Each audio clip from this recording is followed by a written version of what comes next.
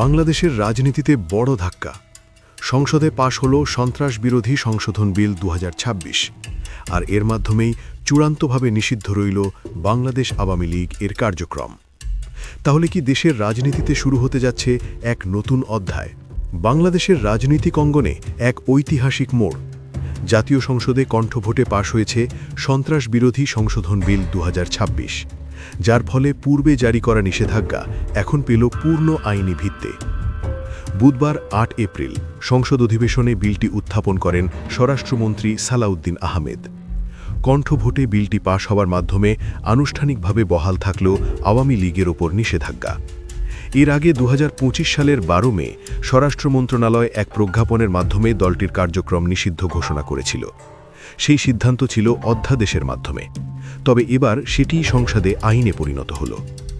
জুলাই আন্দোলনের সময় ক্ষমতার অপব্যবহার, দমন পীড়ন এবং মানবাধিকার লঙ্ঘনের অভিযোগে ছাত্র জনতা দেশ জুড়ে বিক্ষোভ শুরু করে। এই আন্দোলনের চাপে তৎকালীন অন্তর্বর্তী সরকার আওয়ামী লীগের কার্যক্রম নিষিদ্ধ করে।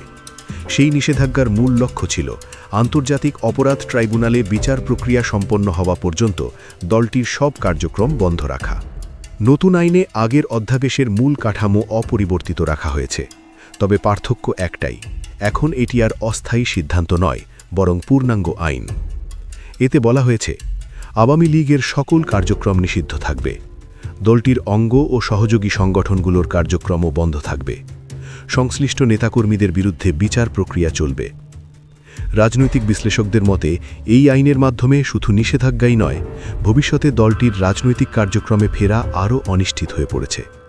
একই সঙ্গে আইনি প্রক্রিয়ায় তাদের জবাবদিহি নিশ্চিত করার পথও খুলে গেছে। এই সিদ্ধান্ত বাংলাদেশের রাজনীতিতে বড় ধরনের প্রভাব ফেলতে পারে।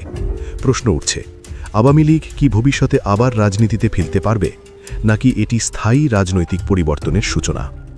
একটা বিষয় স্পষ্ট, এই আইন দেশের রাজনৈতিক বাস্তবতায় এক নতুন সমীকরণ তৈরি করেছে।